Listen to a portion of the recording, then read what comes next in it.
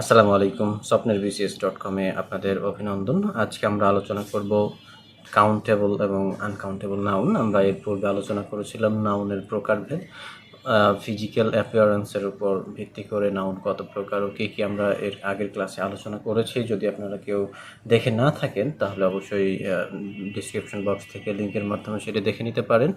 আজকে আমরা গণনার ভিত্তিতে নাউনের প্রকারভেদ শিখব, কাউন্টেবল এবং আনকাউন্টেবল নাউন।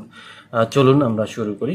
কাউন্টেবল নাউন এবং কাউন্টেবল নাউন কোনগুলো? যেই সকল নাউনকে গণনা করা যায়, যেমন বুক, পেন, বয়, স্টার, ফো, স্টুডেন্ট ইত্যাদি।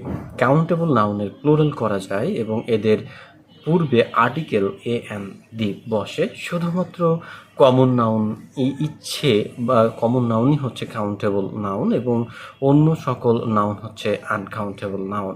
অর্থাৎ যেসব নাউনগুলোকে গণনা করা যাবে সেই সব নাউনগুলোকে আমরা কাউন্টেবল নাউন বলবো। এবং যদি আমরা ফিজিক্যাল অ্যাপিয়ারেন্সের কথায় আসি তাহলে সকল কমন নাউনই হচ্ছে countable noun.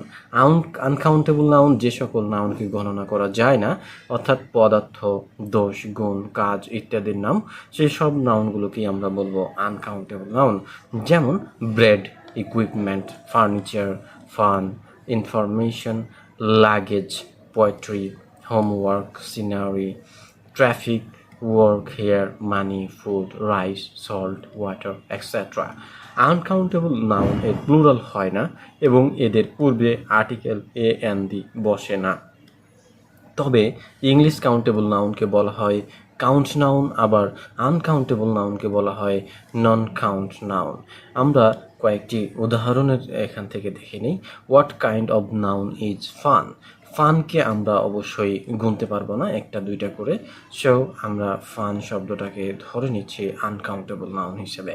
Okay, which of the following is an uncountable noun? Pen একটা দুইটা করে গোনা যায়, সো এটা আনকাউন্টেবল না।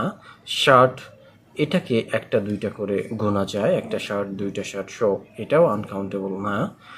দ্য বুক, একটা দুইটা বই গোনা যায়। বাট ফুড, ফুডকে কখনোই আমরা একটি দুইটি করে গুনতে পারি না, সো এজন্য আমরা ধরে নিচ্ছি ফুড হচ্ছে আনকাউন্টেবল নাউন। একইভাবে the building is build of stone, the underline word is uncountable noun. একটি পাথর, দুইটি পাথর, এইভাবে কি কোনো বিল্ডিং বানানো হয়? না। অ্যাডজেক্টিভ, এখানে কি দোষ, গুণ, সংখ্যা, পরিমাণ বোঝাচ্ছে? না, ডেফিনেটলি না। প্রপার নাউন, কোনো নির্দিষ্ট পাথরের নামকরণ করা হচ্ছে? ডেফিনেটলি নয়। So uncountable noun. ওকে, কতগুলো আনকাউন্টেবল নাউনের আলাদা আলাদা কাউন্টেবল নাউন ব্যবহার করা হয়। আবার আনকাউন্টেবল নাউনের পূর্বে পিস, আইটেম, স্লাইস, বার, লোফ, ইয়ার, ক্ল্যাপ, ফ্লাশ, গেম ইত্যাদি বসে কাউন্টেবল নাউন করা হয়ে থাকে। আমরা কিছু কিছু উদাহরণ দেখি। অ্যাকোমোডেশন, অ্যাকোমোডেশন হচ্ছে বাসস্থান। আমরা এটাকে যদি একটা নির্দিষ্ট নামকরণ করি তাহলে আ প্লেস টু লিভ, একটি জায়গা যেখানে বসবাস করা যায়। অ্যাকোমোডেশন বাসস্থান, বাসস্থান এটা আনকাউন্টেবল নাউন। আর যখন আমরা এটাকে কাউন্টেবল করব তখন আ প্লেস টু লিভ অথবা আ হাউস, এইভাবে আমাদের কাউন্টেবল বানাতে হবে, অর্থাৎ তার আগে আর্টিকেল বসিয়ে, এবং সেটা যদি কোনো প্রয়োজন পড়ে যে আর্টিকেলের সাথে কোনো শব্দ ব্যবহার করতে হবে, সেই ক্ষেত্রে আমরা এগুলো ব্যবহার করে আমরা আনকাউন্টেবলকে কাউন্টেবল বানাতে পারি। ব্যাগেজ, লাগেজ, এই শব্দগুলো হচ্ছে আনকাউন্টেবল। অনেকগুলো ব্যাগ বা ব্যাগের সমষ্টি, এই সবগুলোকে আমরা একসাথে বা একটা বিশেষ নামে ডাকতেছি, ব্যাগেজ এবং লাগেজ। যখন আমরা এই ব্যাগগুলোকে একটি দুইটি করব বা এটাকে কাউন্টেবল করতে চাইবো তখন এটাকে আমাদের অবশ্যই আ ব্যাগ, সুইটকেস, আর ট্রাঙ্ক, এইভাবে আমাদের আনকাউন্টেবল করতে হবে। কাউন্টেবল আনকাউন্টেবল থেকে কাউন্টেবল করতে হবে। ওকে, ব্রেড আর লোফ আর রোল, ইকুইপমেন্ট আর টুল, ফার্নিচার আর chair, a table, a bench, knowledge, a fact, money, a coin, a note, a sum, news, a piece of news, poetry, a poem, progress, progress থেকে countable হবে an advance, publicity, an advertisement, rain, a shower or downpour, research, an experiment, traffic, a car, a bus, travel, a journey or a trip. Vocabulary, a word or an expression. Work, a job, a task. Information, a piece, an item of an information. Okay, it is very different to find a dress in this country at present. তাহলে এটা কোনটা হইতে পারে? Find a work, career, profession, job. যেহেতু এখানে এ আছে অর্থাৎ গণনার যোগ্য কোনো বস্তু এখানে হবে, সুতরাং ওয়ার্ক কাজ, একটা দুইটা কাজ, কি কাজ এটাকে নির্দিষ্ট করা হচ্ছে না, সো এটাকে একটা আমরা নামকরণ করতে পারবো না, ডেফিনেটলি এটাকে আনকাউন্টেবল। ক্যারিয়ার, এটা ডেফিনেটলি আনকাউন্টেবল নাউন। প্রফেশন, এটাকেও বোনানো যায় না, সো জব কাজ, এটাই হচ্ছে এই জায়গায় সুইটেবল, সো উত্তর হচ্ছে job. The following singular and plural expression are idiomatic. এই শব্দগুলো সবসময় idiomatically ব্যবহার হয়ে থাকে, সো আমাদের এগুলো জেনে নেওয়া উচিত। A piece of advice, two pieces of advice, a piece of bread, two pieces of bread, a piece of furniture, two pieces of furniture, a piece of luggage, two pieces of luggage, a piece of jewelry, two pieces of jewelry, a clap of thunder, a claps of thunder, a bolt of lightning, two bolt of lightning, a piece of equipment, two pieces of equipments, a piece of music, two pieces of music, a piece of news, two pieces of news, a piece of toast, the two pieces of toast, a bird of soap, two birds of soap, an ear of corn, two ears of corn, a loaf of bread, two loaves of bread, a slice of bread, two slices of bread, a piece of information, two pieces of information. Choose the correct sentence. এখান থেকে আমরা দেখি সঠিক উত্তর কোনটা। He bought some soap yesterday. He bought some soap. Some soap, কিছু পরিমাণ সাবান, আবার এখানে প্লুরাল করা হয়েছে, so this is not correct. Okay, he bought a bar of soap yesterday. A bar of soap, একটা বার, সাবানের একটা বার। যদি আমরা দেখি যে a bar of soap, two bars of soap, তাহলে প্লুরাল করতে হচ্ছে মূলত বার্সের জায়গায়। তো he bought a bar of soap yesterday, so এটাকে আমরা রাইট ধরতে পারি। তারপরেরগুলো দেখি যে আর কোনটা ঠিক আছে কিনা বা ভুল হয়েছে কিনা। He has bought a soap yesterday. He has bought a soap, অবশ্যই সোপের এখানে প্লুরাল করার সুযোগ নেই কিংবা সিঙ্গুলার করার সুযোগ নেই, so this is not correct. He bought a soap yesterday, সোপের এখানে সিঙ্গুলার করার কোনো সুযোগ নেই, so this is incorrect. So right answer is B, he bought a bar of a soap yesterday. Determiner, যে ওয়ার্ড কোনো নাউন এর পূর্বে বসে ওই নাউন এর অর্থকে নির্দিষ্ট বা সীমিত করে, অর্থাৎ নাউনটিকে কিভাবে ব্যবহার করা হচ্ছে তা দেখায়। ডিটারমিনার এর মেইন ফাংশন দুইটি, রেফারিং অ্যান্ড কোয়ান্টিফাইং। তাহলে ডিটারমিনার বলতে আমরা কি বুঝলাম? ডিটারমিনার হচ্ছে যে নাউনের পূর্বে বসে যদি নাউনকে মডিফাই করে এমন কোনো শব্দ, সেই শব্দগুলোকে আমরা ডিটারমিনার বলবো। এবং ডিটারমিনারের কাজ হচ্ছে দুইটা, কোনো কিছুকে রেফার করা এবং তাকে কোয়ান্টিফাই করা, যে কয়টা রয়েছে, একটা বা দুইটা বা তিনটা। আমরা এক্সাম্পল হিসাবে দেখি কয়েকটা। Identify the determiner in the sentence I have no news for you. আমার কাছে তোমার জন্য কোনো তথ্য নেই বা সংবাদ নেই। তাহলে news for you, I have no, no একটাও না, so have news, no for, কোনটা আমাদের? আই হ্যাভ না, ডিটারমিনার অবশ্যই নিউজ হচ্ছে নাউন। তো নাউনের আগে যে শব্দটা বসেছে সেটা হচ্ছে রেফার করতেছে কাকে? নিউজকে। সো নিউজটা একটাও নাই, রেফারও করতেছে আবার কোয়ান্টিফাই করতেছে, এটার সংখ্যা কতটা এটা বোঝানোর চেষ্টা করতেছে। Which word is determiner in the sentence? Will it take much time? Will it take much time, তাহলে এখানে দেখুন যে টাইমের পূর্বে মাচ শব্দটি ব্যবহার করা হয়েছে এবং মাচ শব্দটি ডেফিনেটলি টাইমকে মডিফাই করে এবং কতটুকু সময় গ্রহণ করেছে বা নিয়েছে বা নিবে সেটা বোঝানোর চেষ্টা করছে। সো মাছ হচ্ছে এখানে determiner. Use of determiner before countable and uncountable noun. সাধারণত কাউন্টেবল নাউন এর পূর্বে এ অ্যান দা বসে, কিন্তু আনকাউন্টেবল নাউনের পূর্বে এ অ্যান বসে না। কিন্তু নির্দিষ্ট অর্থে দা এবং কাউন্টেবল নাউনের প্লুরাল হয়, কিন্তু আনকাউন্টেবল নাউনের প্লুরাল হয় না। আর একটু সহজ করে বলি, যদি কাউন্টেবল নাউন হয় তাহলে তার আগে এ অ্যান দা অবশ্যই বসবে। আনকাউন্টেবল নাউনের পূর্বে এ অ্যান বসে না। যদি আনকাউন্টেবল হয় সেখানে কখনো এ অ্যান বসবে না, তবে দা বসতে পারে নির্দিষ্টতা অনির্দিষ্টতা প্রকাশ করার জন্য। দা এখানে ব্যবহার করা হয়েছে of the office will be sold.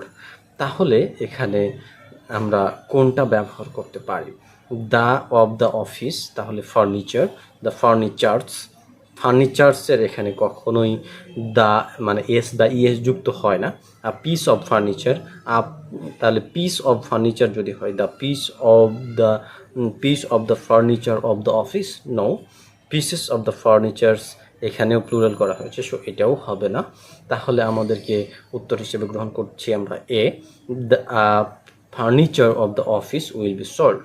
Nasrin is an interior decorator designs. তাহলে Nasrin is an interior decorator designs, ডিজাইনের পরে এখানে কিন্তু প্লুরাল ব্যবহার করা হয়েছে। সো কিসের ইন্টেরিয়র করে, ডিজাইন করে কিসের? Furniture. The furniture, furnitures, some furniture. তাহলে ডিজাইনস ফার্নিচার, ডেফিনেটলি কি ডিজাইন করে? ফার্নিচারগুলো ডিজাইন করে। এখানে আনকাউন্টেবল নাউন, এখানে কাউন্টেবল করার প্রয়োজন পড়তেছে না। পিস অফ ফার্নিচার এইরকম কোনো কিছু প্রয়োজন পড়ছে না। সো আমরা ডেফিনেটলি ফার্নিচারকে অ্যান্সার হিসেবে রিসিভ করব। 2 নম্বর রুলসে আসুন। অল্প কয়েকটি অর্থে কাউন্টেবল নাউনের পূর্বে ফিউ বসে এবং অল্প একটু বা সামান্য পরিমাণ অর্থে আনকাউন্টেবল নাউনের পূর্বে লিটিল বসে। ফিউ বা লিটিল উভয়ের অর্থই হচ্ছে অল্প কিছু বা some. For example, I have a few friends in the city. অল্প কয়েকটা, শহরে আমার অল্প কয়েকজন বন্ধু আছে। অল্প কয়েকজন গণনার যোগ্য। কাউন্টেবলের ক্ষেত্রে অল্প কয়েকজন বোঝানোর জন্য ফিউ ব্যবহার করা হয়। অল্প একটু, অল্প পরিমাণ বোঝানোর জন্য, আনকাউন্টেবলের জন্য লিটিল ব্যবহার করা হয়। অর্থাৎ কাউন্টেবলে ফিউ, আনকাউন্টেবলে লিটিল ব্যবহার করতে হবে। নগণ্য বা নেই বললেই চলে। অলমোস্ট নো অর্থে আনকাউন্টেবল নাউনের পূর্বে ফিউ এবং আনকাউন্টেবল নাউন এর পূর্বে লিটিল বসে। সো যদি কাউন্টেবল হয় এবং নাই, একদমই নাই অর্থে ব্যবহার করার জন্য ওয়ানলি ফিউ, এখানে ফিউ ব্যবহার করা হবে না, শুধুমাত্র ফিউ ব্যবহার করতে হবে। যদি আনকাউন্টেবল হয় তাহলে শুধুমাত্র লিটল ব্যবহার করতে হবে। অল্প পরিমাণ আছে বোঝানোর জন্য ফিউ কাউন্টেবল, আর লিটল আনকাউন্টেবল। বাট একদমই নাই অর্থ প্রকাশ করার জন্য শুধুমাত্র ফিউ ব্যবহার করতে হবে, এবং যদি আনকাউন্টেবল নাউন হয় সেক্ষেত্রে লিটল ব্যবহার করতে হবে। আমরা উদাহরণ হিসেবে একটা এক্সাম্পল দেখি। The word little in the sentence, there is a little hope in this case. মানে এখানে আমার কোনো আশাই নেই ধরা যায়, সেক্ষেত্রে দেয়ার ইজ নো হোপ, কোনো আশাই নেই। এক্ষেত্রে আমরা সিকে চুজ করছি রাইট অ্যান্সার হিসেবে। ওকে, অল্প কয়েকটি কিন্তু সবগুলো অর্থে কাউন্টেবল নাউনের পূর্বে দ্য ফিউ বসে, এবং অল্প একটু বা সামান্য কিন্তু সবটুকু অর্থ বোঝাতে আনকাউন্টেবল নাউনের পূর্বে দ্য লিটল ব্যবহার করতে হবে। The few not many but all the error, the little not much but all the error. আমরা এখানে একটি উদাহরণ দেখি যে dash milk he gave me has been spilled. তাহলে দুধ হি গেভ মি আমাকে দিয়েছিল, হ্যাজ বিন স্পিল্ড সেগুলো কি হয়েছে? উতলে পড়ে গেছে। তাহলে সবটুকু, যে দুধটুকু আমাকে দিয়েছে সবটুকু অবশ্যই বোঝাতে চাচ্ছি, সেখানে দ্য লিটল মিল্ক ব্যবহার করতে হবে।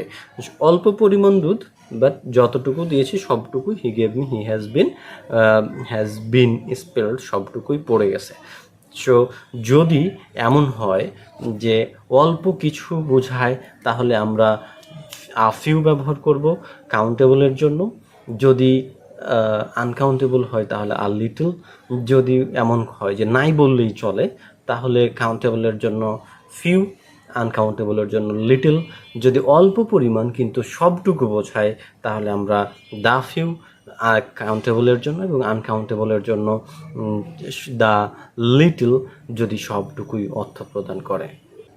অনেকগুলি অর্থে কাউন্টেবল নাউনের পূর্বে ম্যানি এবং অনেকটা অর্থে কাউন্টেবল নাউনের পূর্বে মাছ বসে। সচরাচর প্রশ্নবোধক কোয়েশ্চেন্স ও না বোধক নেগেটিভ বাক্যের ক্ষেত্রে ম্যানি মাছের ব্যবহার হয়ে থাকে। বাট আমরা মনে রাখবো যে কাউন্টেবল নাউনের পূর্বে অনেকগুলি অর্থ প্রকাশ করার জন্য ম্যানি ব্যবহার করব, এবং আনকাউন্টেবল নাউনের ক্ষেত্রে অনেক বেশি বোঝানোর জন্য মাছ ব্যবহার করব। উদাহরণ আমরা দেখি, I don't have time today but I'll sit with you. এখানে তাহলে যথোপযুক্ত শব্দ কোনটি হতে পারে? Some, full, long, much. Time যেহেতু আনকাউন্টেবল নাউন, সো আমরা মাছ ব্যবহার করব। আরেকটা উদাহরণ দেখি, we have to stop the car and buy some petrol because there dash in the tank. তাহলে aren't many, isn't much, aren't any, isn't many। So উত্তর হিসেবে আমরা দেখি কোনটা হতে পারে? ইন দ্য ট্যাঙ্ক, ট্যাঙ্কের মধ্যে থাকে তরল জাতীয় এমন কিছু যেটা আনকাউন্টেবল, সো আমরা isn't much ব্যবহার করব। ওকে। অত্যন্ত বেশি বা অত্যাধিক সংখ্যক অর্থে আনকাউন্টেবল নাউনের পূর্বে টু ম্যানি, এবং অত্যন্ত বেশি বা অত্যাধিক পরিমাণ অর্থে আনকাউন্টেবল নাউনের পূর্বে টু মাছ বসে। China has too many people, over populated বোঝানোর জন্য টু ম্যানি পিপল। সো আমরা বুঝতে পারলাম অত্যন্ত বেশি বা অত্যাধিক সংখ্যা বোঝানোর জন্য টু ম্যানি, এবং অত্যাধিক আনকাউন্টেবল নাউন বোঝানোর জন্য টু মাছ ব্যবহার করতে হবে। অবশ্য কাউন্টেবল নাউন এবং আনকাউন্টেবল নাউন উভয় প্রকার নাউনের পূর্বে কিছু অর্থে সাম এবং প্রচুর অর্থে অনেক শব্দ, a lot of, lots of, plenty of, এই শব্দগুলো ব্যবহার হয়ে থাকে। তবে প্রচুর অর্থ বোঝানোর জন্য a good, great deal of সাধারণত আনকাউন্টেবল নাউনের পূর্বে বসে, এবং এটাই বেশি নিয়মানুগ বা এটাই ব্যবহার করা বেশি ফর্মাল, যথাযথ উপযুক্ত হবে। তো তাহলে কাউন্টেবল নাউন এবং আনকাউন্টেবল নাউনের ক্ষেত্রে উভয়ের ক্ষেত্রে কিছু বোঝানোর জন্য সাম ব্যবহার করা হয়, তবে এবং প্রচুর অর্থ বোঝানোর জন্য এই ফ্রেজগুলো ব্যবহার করা হয়, a lot of, lots of, plenty of. তবে প্রচুর অর্থ বোঝানোর জন্য আনকাউন্টেবল নাউন যদি আমরা থাকে তাহলে সেক্ষেত্রে a good, great deal of, a good number of, এই ধরনের ফ্রেজগুলো ব্যবহার করা আমাদের জন্য বেশি ভালো। ওয়ানলি এর পরে সর্বদাই আ ফিউ বা আ লিটল ব্যবহৃত হয়, তবে কাউন্টেবল নাউনের পূর্বে আ ফিউ এবং আনকাউন্টেবল নাউনের পূর্বে আ লিটল ব্যবহার করতে হবে। যদি কোনো বাক্যে আমরা অনলি পাই তাহলে অনলির পরে সবসময়ই আ ফিউ অথবা আ লিটল বসবে, তবে আমাদের খেয়াল রাখতে হবে যে এটা কাউন্টেবল না আনকাউন্টেবল। কাউন্টেবল হলে আ ফিউ, যদি আনকাউন্টেবল হয় তাহলে আ লিটল ব্যবহার করতে হবে। সো আমরা একটি উদাহরণ দেখি, can be grown on arid land. এখানে আমরা এক্সাম্পলগুলো দেখি, only little crop can be grown on arid land, অনুর্বর জমিতে মাত্র অল্প কিছু ফসল ফলানো যায়। তাহলে ক্যান বি গ্রোন এখানে কাউন্টেবল নাকি uncountable? Definitely countable. Only a few crops, যে মাত্র কয়েক ধরনের বা কয়েক প্রকারের ফসল can be grown on arid land, অনুর্বর জমিতে ফলানো যায়। এখানে ফসল কতটুকু এটা বোঝানো হচ্ছে না, বরং কত ধরনের ফসল ফলানো যায় এটাকে বোঝানো হচ্ছে। এজন্য অনলি আ ফিউ ক্রপস ব্যবহার করতে হবে। ফিউয়ার এবং লেস হচ্ছে যথাক্রমে ফিউ এবং লিটিলের কম্পারেটিভ ডিগ্রি। তুলনামূলক কম সংখ্যক অর্থে কাউন্টেবল নাউনের পূর্বে ফিউয়ার এবং তুলনামূলক কম পরিমাণ অর্থে আনকাউন্টেবল নাউনের পূর্বে লেস ব্যবহার করতে হবে। অর্থাৎ ফিউয়ার এবং লেস হচ্ছে ফিউ এবং লিটিলের কম্পারেটিভ ফর্ম। এটার ব্যবহারও একটা থেকে আরেকটা কতটুকু কম বা বেশি তুলনা করার জন্য ব্যবহার করা হয়ে থাকে। The newspaper reporters inform that women drive have dash accidents than men. তাহলে এখানে লেস, লেস্ট, লোয়ার, ফিউয়ার, এখানে অ্যাক্সিডেন্ট দেন মেন, তার মানে হচ্ছে উইমেন এবং মেনের মধ্যে কম্পেয়ার করা হচ্ছে, তুলনা করা হচ্ছে। সো আমরা ফিউয়ার ব্যবহার করব। লোয়ার ব্যবহার করা যাবে না, তার কারণ হচ্ছে সংখ্যা বোঝানো হচ্ছে যে অ্যাক্সিডেন্টের সংখ্যাটা কত কম বেশি। সুতরাং এজন্য আমরা ফিউ শব্দটা ব্যবহার করব। ফিউয়ের কম্পারেটিভ ফর্ম ফিউয়ার। তবে আশ্চর্যজনক অভিব্যক্তি হিসেবে কমপক্ষে অর্থে no fewer than, no less than ব্যবহৃত হয়। আশ্চর্যজনক অভিব্যক্তি হিসেবে আশ্চর্যজনকভাবে কমপক্ষে অর্থ প্রকাশ করার জন্য no fewer than, no less than. Fewer than হচ্ছে কাউন্টেবলের ক্ষেত্রে, আনকাউন্টেবলের ক্ষেত্রে নো লেস দ্যান ব্যবহার করতে হবে। No fewer than 50 man were present there, সেখানে কমপক্ষে 50 জন লোক উপস্থিত ছিল, তাহলে অবশ্যই লোকগুলোকে গোনা যাবে, সেক্ষেত্রে ফিওয়ার ব্যবহার করা হয়েছে। No less than 50 kilograms of sugar was wasted, তাহলে এখানে সুগার যেহেতু আনকাউন্টেবল নাউন, সো এখানে নো লেস দ্যান ব্যবহার করা হয়েছে। কমপক্ষে 50 কেজি চিনি সেখানে অপচয় করা হয়েছিল বা নষ্ট করা হয়েছিল। আমরা দ্য ফিউয়েস্ট এবং plural countable noun, the least plus uncountable noun, এখানে ফিউয়েস্টের পরে প্লুরাল কাউন্টেবল নাউন ব্যবহার করতে হবে এবং দ্য লিস্টের পরে আনকাউন্টেবল নাউন ব্যবহার করতে হবে। I have been to the fewest places, আমি সবচেয়ে কম জায়গায় গিয়েছি।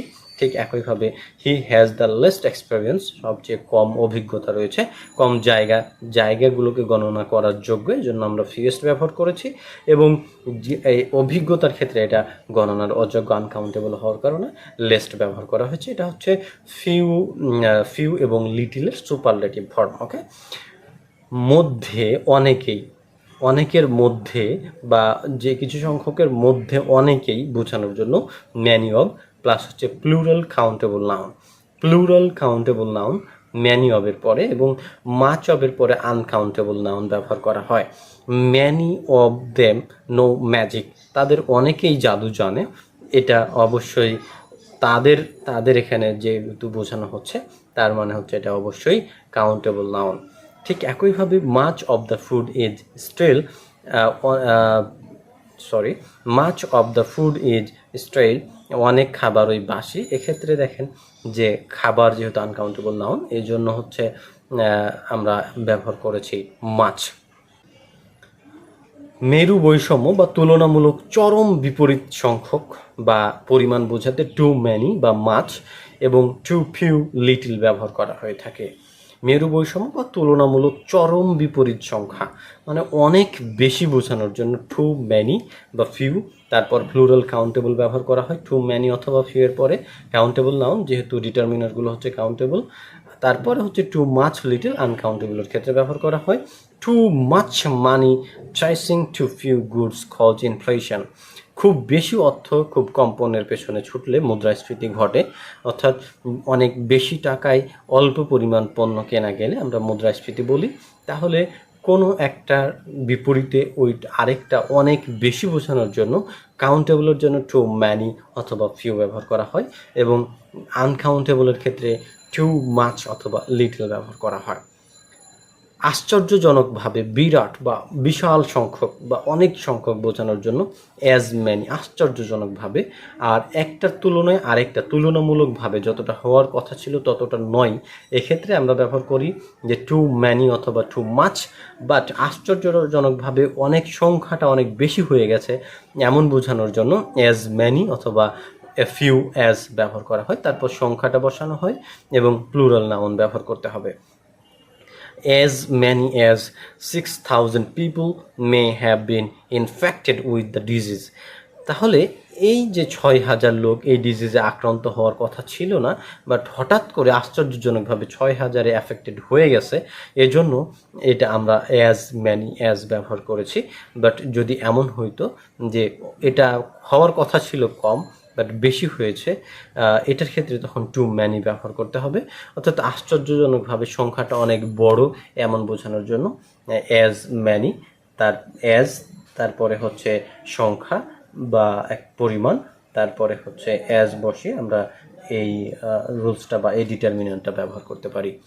তো আজকের মতো আমরা এখানেই শেষ করছি। আমরা পরবর্তীতে আরেকটি ভিডিও নিয়ে আপনাদের সামনে আসব ইনশাল্লাহ। ততক্ষণ পর্যন্ত আমাদের সাথেই থাকুন। আমাদের বিস্তারিত জানার জন্য, পড়ার জন্য ভিজিট করুন www.swapnerbcs.com। বিসিএসের গাইডলাইনের জন্য সর্বোচ্চটুকু এখান থেকে পাবেন ইনশাল্লাহ। আসসালামু আলাইকুম।